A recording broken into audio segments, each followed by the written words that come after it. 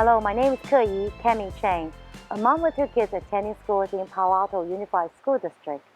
We love this city because of its beautiful, friendly neighborhoods, diverse community, and outstanding schools. There are 2 well-known public high schools, Henry M. Gunn High School, also known as Gunn, and Palo Alto High School. We call it Pali. Gunn and Pali are highly ranked schools because of its excellent academics, as well as notable extracurricular and sports activities. What kind of learning environment these schools offer? Any new changes and policies in the school year for 2015? How do they balance a sense of high achievement with emotional well-being? Let's start with Gunn. Exciting. Unique. Competitive. Hardworking. Passionate. Diverse, definitely. Yeah, diverse. It's a very vibrant learning environment. I like it. Well, I like it. Gunn's an extremely special school. She's literally the most diverse group of friends I've ever Yeah, I know, seen. right? Your friends are from all over the world. I mean, when you're in middle school, people aren't really caring about their grades. And once you get to high school, it just starts kind of right away. And people are always comparing each other. There is the competitive nature, but it's only because people are, from my experience, striving to do their best and to produce the best work they can in what they care about. So yeah, I found a positive experience with the hardworking atmosphere. The students very much support each other, and the slogan that we have for our school, we're all in this together, I feel that on our campus every day. Gunn students are from all over the world.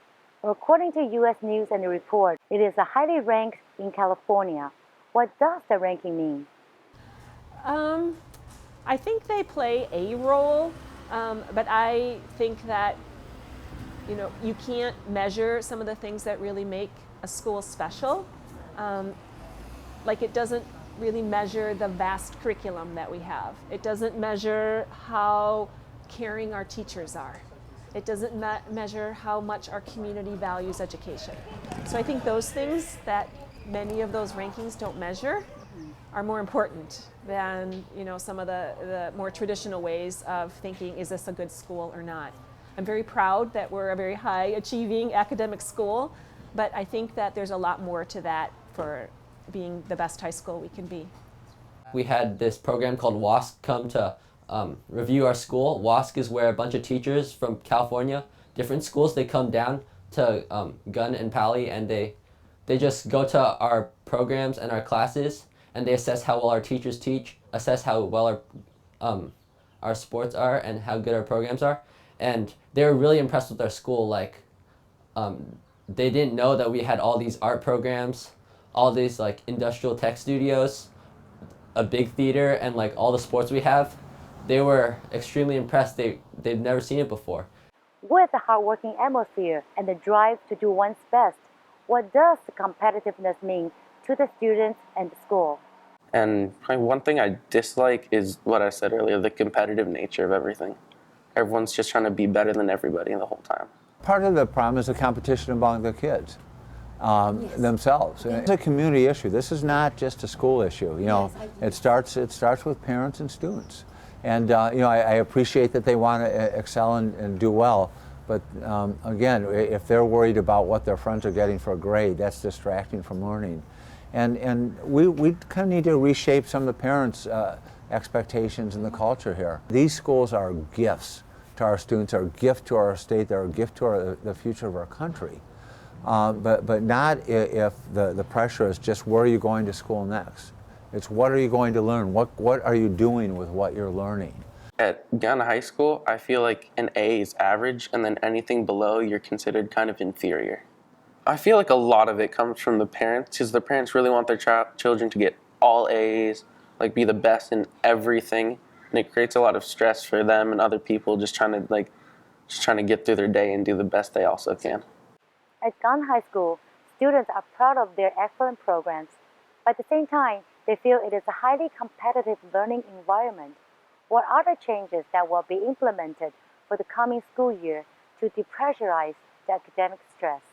There's a lot of changes that are coming right now at Gunn because of the recent tragedies that we've had. We need to reduce some of the academic pressure and actually kind of redirect some of the students' efforts. Again, redirect it away from just seeking high grade point averages to toward learning for learning's sake and nurturing that sense again of curiosity and creativity. We don't want to eliminate stress because they need to be resilient. Right? They need that strength and self-confidence. So some steps that we're taking. Number one, we're enforcing the homework policy. And we actually wrote a new clause in our homework policy that says the weekly average for high school students, even students in honors and advanced classes, should be no more than 15 hours a week. We're also going to look at some homework-free weekends, some homework-free holiday periods. But that said, I think there's some actually more important steps, and one is frankly this new bell schedule at Gunn High School, where we have longer class periods, so the students have more time to, teachers have more time to teach, frankly, and the students now instead of having 6 classes a day, have 4, so they don't have 6 homework preparations every night. They have more time to learn. They have 10-minute passing periods so they can stay after class and talk with their teachers rather than rush out the door and say, oh, I didn't get it. I do know that with our change to a new block schedule, teachers are going to be working on their curriculum, and that is something that they are definitely putting as one of their planning tools, is looking at the homework policy as they're deciding how much homework is appropriate. For 4 years, Pally's block schedule has a 90-minute class period. How about Gunn's new block schedule? But the average is about 75 minutes. So the teachers actually can teach a lesson and then have times to do more projects, right? And do more small group activities. The teachers have more time to work with individuals needing extra help or provide challenge for those that need some extra challenge. We also added a second tutorial. Right now we have 1 tutorial per week, and it's only at the end of the day. And some of our students have already left campus. When we looked at other schools and their schedules, they found a lot of success by putting one of the tutorials in the middle of the day. I think kind of weird for some students, a tutorial period in the middle of the day, because I think a lot of people won't take advantage of it and they'll go out to lunch or just hang out or something. Yeah. But with the block schedule, I mean, it's going to be a hard transition, so people are just going to have to, get Give it a used to try it. and see how it works. And a third is really assuring that we have enough counseling and support staff to help students who are under stress. We want to start again next year, having every student in middle school and high school have the time to check in with a counselor during the year, once or twice during the year, and make that mandatory. So all of our freshmen and all of our sophomores this next year will have a month-long unit that helps them learn how to use their breath, how to understand their emotions, how to use stretching and other kinds of techniques to really, when they're feeling anxious or when they're feeling overwhelmed, that they have some tools. Students helped me pick which program. Really? Yeah. They got their input? Yes. Yeah, we had a Saturday morning pilot session, and we had about 30 Gunn students attend, and there was about 10 Pally students too, so we wanted them to have the opportunity. And after the 2-hour program, the students unanimously said, yes, we think this will be good for students, and please bring this to our school. It's been a very challenging year, having lost 3 students. So we've done to try and take care of our students and their needs as they are going through the grief process, and we're also trying to take care of our teachers. So we've offered mindfulness classes for our teachers. We're trying to make sure that as adults, we're modeling for students that it's good to have skills to take care of yourself. Schoology is a communication tool for students and their teachers. Teachers post homework assignments, class notes, and school projects on this website. It's just like a Facebook for school. Well, not exactly, but you get the idea. I really like Schoology because I have to miss class a ton for baseball, so maybe I miss 2 hours of school a day to play games. So when I miss class, I can go to Schoology, and PowerPoints and presentations will all be on there, and notes, and it's really, really helpful. Yeah. But I am proud to report that starting next fall, all teachers will be using Schoology, and Exciting. It's very exciting. I know the parents and students really value the idea of having one place to go. Most teachers were posting assignments, but it was on a personal website or something else, and it was adding a few extra steps. Actually, one parent reported that they had 7 different places to go to find, because their student was taking 7 classes. Thumbs up for Schoology. What about AP classes? How many can students take per year?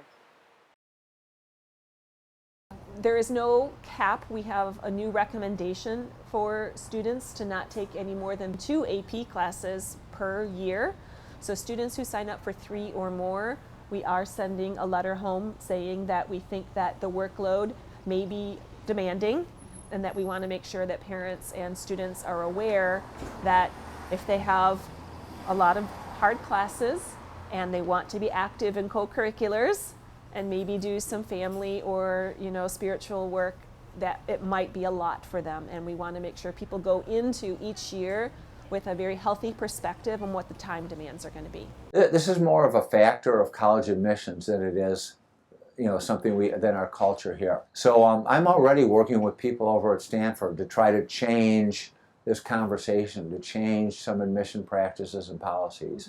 And we have a consortium of districts like ours around the country, and this is one of our goals next year. We're going, as a group, start meeting with admissions directors and say, our top students are really, they're hurting themselves by taking too many APs, and we need you, as the top colleges, to start rethinking how you admit students and what you're looking for from our students. Zero period is an optional early morning class, starts 7:20 before regular classes start. Beginning 2015, zero period will only offer physical education, no more academic classes. This is an administrative responsibility. This is not, board policy. This is, somebody needs to make a decision. The buck stops with me, and I made the decision. So we're still having zero period for physical education. There's a lot of benefits to regular daily exercise, getting up and exercising. But we have changed the schedule now. I think if I had not changed that zero period policy, we'd be stuck with the same schedule that we had in the past for another year, 2 years, 3 years. So it was a hard decision to make. I hate disappointing students, but I think in the long run it was in their best interest, and that's my job, to look out for the best interest. Maybe for sports or something like that's an option I would have seriously considered this year. So I would have to miss less school, and I would have less to catch up on. And so they made a decision to get rid of it, which affected a lot of students. Then after they made that decision, they talked to the students about it. So the student voice was totally ignored there. The superintendent and the principals and the teachers, they're just trying to switch things up to try to help us. So I think I'm just going to trust them with this, and if it's not going to work, they'll just switch back. So we've got nothing to lose. Here in Palo Alto, we have lots of hands-on learning opportunities in elementary and middle schools. With the new block schedule, will there be more project-based type of learning in our high schools? I'm a huge supporter of project-based learning. When I was a classroom teacher, I had 90% of my classroom interactions with my students were around project-based units and lessons. So that's who I am as a teacher. That's how I believe kids learn best. That's how we learn as adults, and they're young adults. So I see lots of examples of project-based learning at Gunn's campus, and I think the transition to the block schedule will allow for even more. I personally love hands-on projects, and I think it's with those types of projects that I've experienced, it's a lot of personal learning and independent learning, which I think is a really useful skill to learn. And it's also group work too, so it's teaching you skills you need to learn while also learning about the subject material. I'm most excited about, we're starting next year this Advanced Authentic Research Program as a pilot. And actually, we have right now a science research project over at Pali.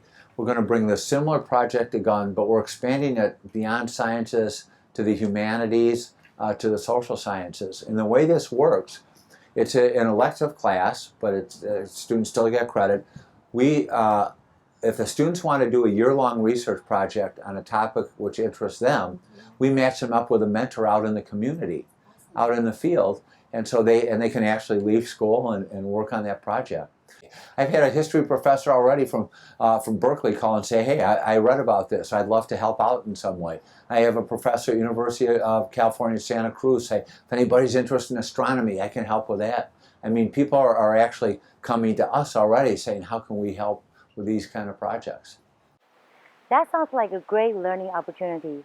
What possible effect will this type of curriculum have on college admissions evaluation? What we find, and several other students who I've personally mentored and others, is this is what colleges are looking for. In fact, one of my favorite stories is this young woman, Iris, who I think her total SATs were 2150 or something. They were okay, but she worked at Fermilab on a research project for 2 years, Fermi National Accelerator Laboratory.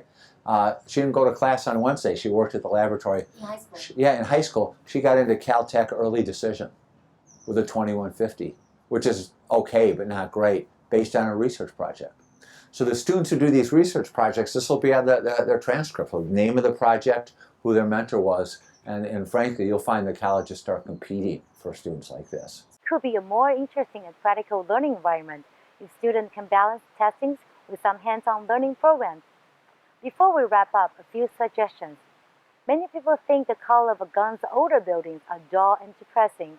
Can we add some colors to make it more vibrant? I agree. I think we could use a new color scheme to kind of match the vibe of the students and faculty. And Dr. Herman and I talked about this, and we have an okay from the board to do it. So it looks like not this summer, but a year from now, we'll give this a whole makeover in terms of paint. And I think we can probably do some more landscaping outside. I think they should add more places on campus for students to relax, because there is a decent amount of outdoor space, but there's really not too many places for everyone to sit down. I would also like that, but I want more activities to do during lunch, because sometimes it gets boring, you don't really know what to do. They have a lot of clubs, but like she was mentioning, the SAC, the Student Activity Center, they have like ping pong in there, and then I feel like they could add a lot more things like air hockey, foosball. They also have like video games. I feel like they could really make more additions to that to improve it. I think the other thing we need to do is really work on sleep. And really, because I think one reason kids don't get enough sleep, frankly, is not homework. It's because they're too busy with their electronic devices and talking to friends. And so, you're going to see next year more emphasis on working on, frankly, parent education. You need to stay up.